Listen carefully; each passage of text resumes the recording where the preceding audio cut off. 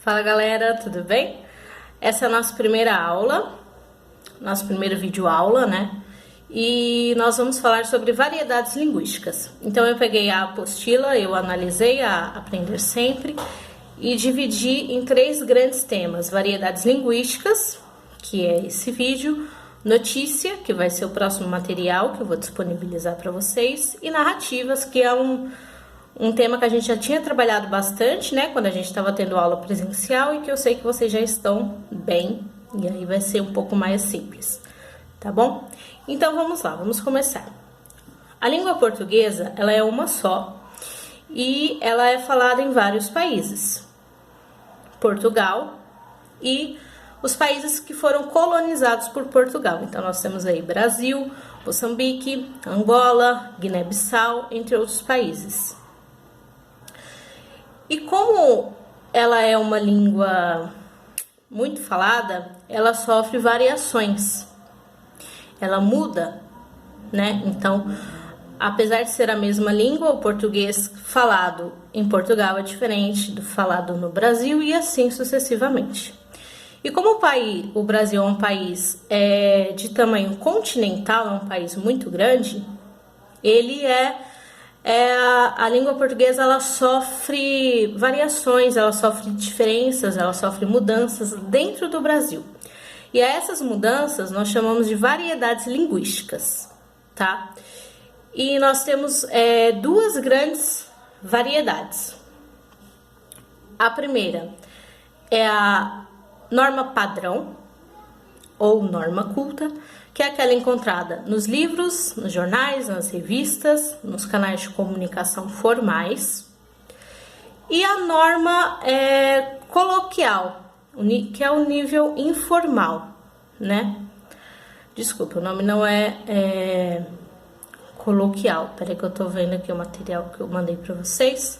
É o nível informal, que é aquele usado no dia a dia, aquele que nós usamos com os nossos amigos, com os nossos colegas, com os nossos familiares.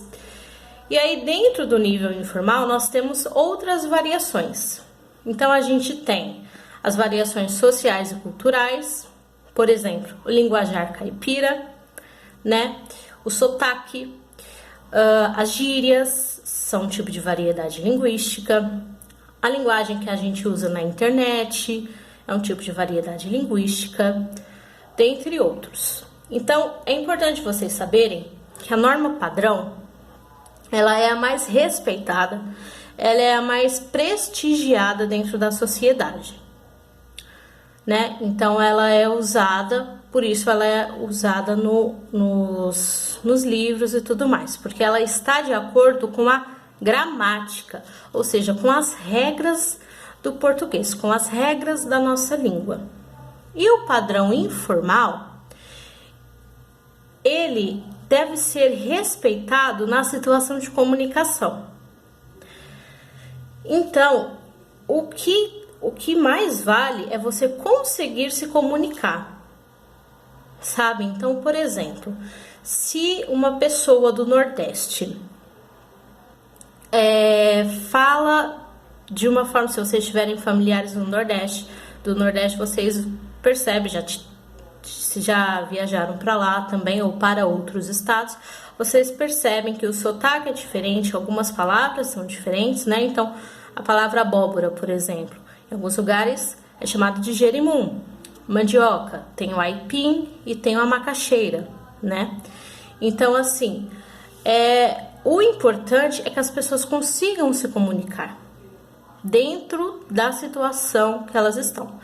Então, por exemplo, se eu for dar uma entrevista, se eu for fazer uma entrevista de emprego, eu posso falar na entrevista da mesma forma que eu falo com meu pai, com meu irmão, com meu amigo? Não, eu tenho que usar uma norma mais padrão. Agora, quando eu estou conversando com os meus amigos, eu vou falar da mesma forma que eu falo com os meus pais, por exemplo? Não, a gente muda de acordo com a situação de comunicação, né? Então, é isso que é importante vocês entenderem. A gente tem esses 2 níveis, o nível formal, que é a norma culta, a norma padrão, e o nível informal, que é aquele falado, né, com gírias, com sotaque, com o linguajar caipira, né? Que aí é o falado que a gente usa no nosso dia a dia, certo?